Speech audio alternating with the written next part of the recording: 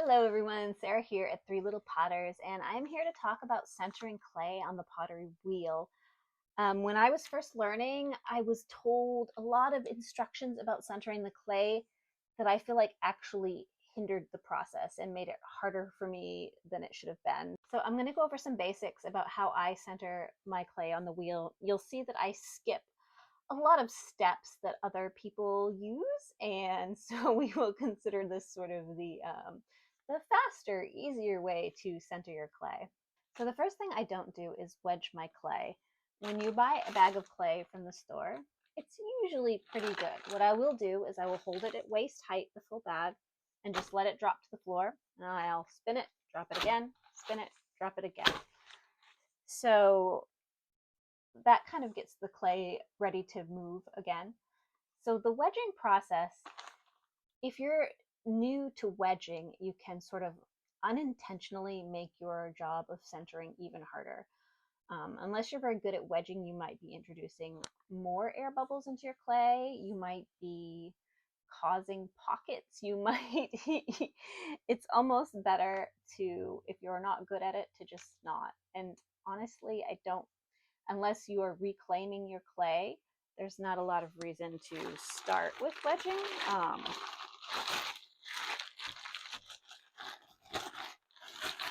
So when I get my clay out of the bag, I'm just going to go ahead and cut off a small chunk for our demonstration.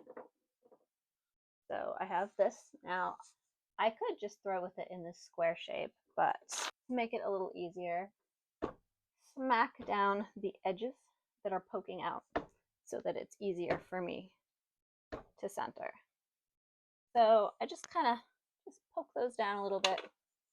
Sometimes I'll give it a squeeze. So, it's a ball. It doesn't have to be a perfect ball. It's just, make it easy. So the next thing I'm going to do is I'm going to take my damp sponge and I'm going to mark the center of the wheel. Now, a lot of people will have you throw this from up high and smash it down, right? The problem is if you're not particularly good at that section of it, you're possibly going to throw it over here, or it's not going to land right, or it's going to be a problem. So I would say that you don't actually have to throw from that high. I will sometimes make sure a little bit of water on my bat and a little bit of water here. And I'm not going to throw from super high. I'm going to just smack it down here. And while it's still got a little bit of wiggle room, I'm going to kind of make sure that it's within my circle that I've already drawn on the wheel. It doesn't have to be from 10 feet up to get it to adhere to the wheel. You can start lower and just kind of wiggle it on. And yes, it could come off. It could not be on as well as you want. And then you can just do it again, just a little smack. And then it's on, right? So the third biggest thing that always threw me off when I was learning how to center is the process of coning up and down. So when you're first starting out and you pull the clay all the way up, so it's all the way up and it has a great tendency to move. So if your arms are wobbly or you don't know what you're doing, then actually coning up and coning down can make this process so much harder for you, because you're not quite used to being perfectly on center yourself, right? So the higher up it is, the easier it is to throw it off. So coning up and coning down isn't really a necessary step in the centering process. So we have our ball of clay on the wheel. We're going to put some water on the clay. Use a sponge, you could use that. And I'm going to put my hand and almost touching the clay, but not quite, more like here. So for me, my centering method, the thing that I like to think about the most is I was getting back into pottery. I looked online. I'm like, oh, are there centering tools? Are there things that will make this easier for me? And the tool that you can buy to center your clay is basically like a metal cylinder that straps onto your wheel, and you smash your clay into the metal cylinder, and then you take it off and your clay is in the center of the wheel. So essentially what I'm doing with my hands is I'm making that same cylinder. So I'm leaving a little bit of room. I'm bracing my hand here. I am imagining that this is the edge of the cylinder. And what I'm going to do is I'm going to be pushing the clay straight down so that it fills that cylinder. So I want to talk a little bit about body position. So I'm going to be right over the clay. I want to put my weight on the clay. I'm not going to use this whole arm to push down with this whole muscle. What I want to do is use my weight to kind of smush it into our pretend cylinder. Okay, so I'm putting my hand on it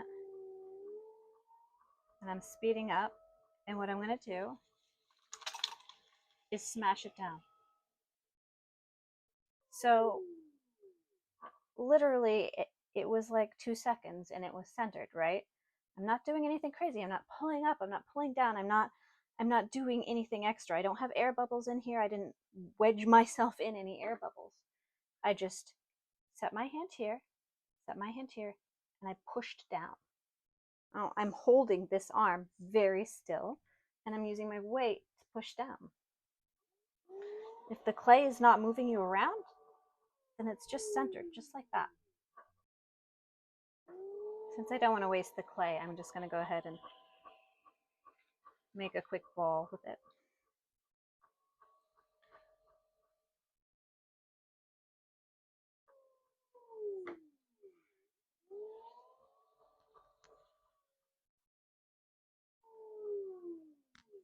So if I feel it start to get dry like I did on this outer edge, I'm just going to stop and give some more water there.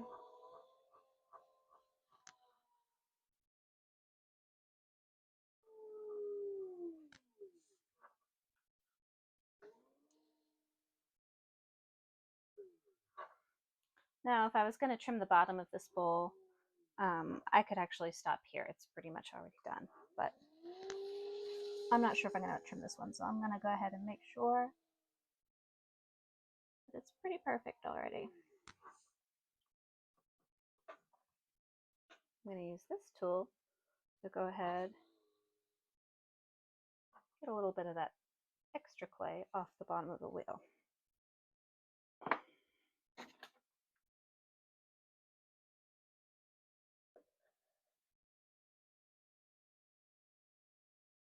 And since centering's kind of fun, let's go ahead and do one more.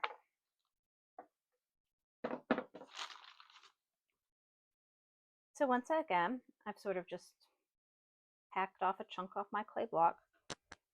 I'm pushing down those big edges, any of the points, and just kind of poof, poof, put it more into a ball.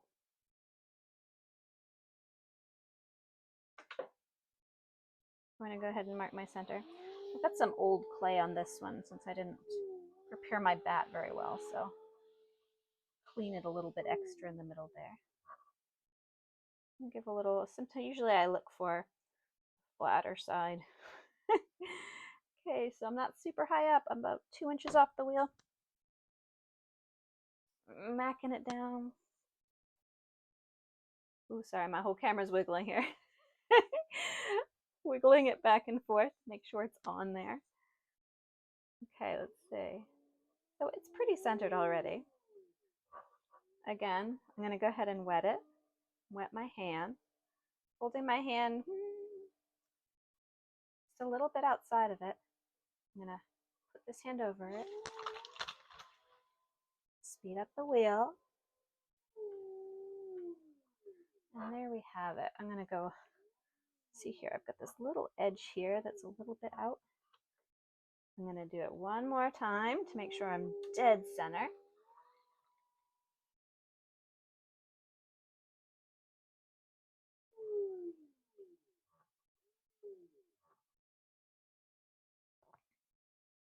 So I'm not letting the clay wobble me around because my hand is just a little bit outside of the clay when I started. It has room to be pushed down from above and to fill in that gap to make it self-centered. So, but now I've got one more centered ball, so I guess we'll make another bowl really quickly here.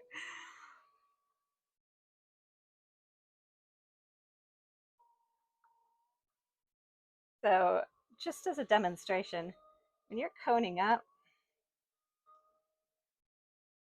you've got this up here. It's very easy to knock it off center. And then you're just off center, right? So you don't really have to take it all the way up and do that, especially if you're working out of a new bag of clay. It's not really necessary.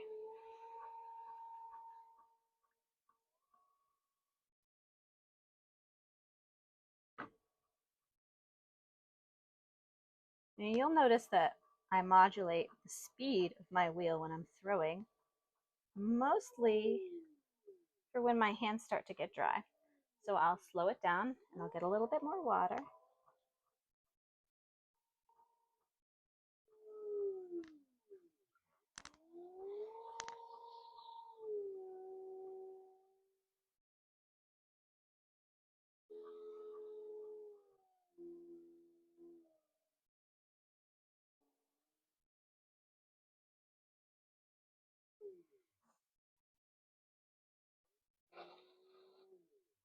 And there we have another bowl, just so that we're not wasting the clay I'm using for my centering demo. So there you have it, the very simplified version of centering clay. I hope that helps. I'd love it if you liked and subscribed. Thank you for watching.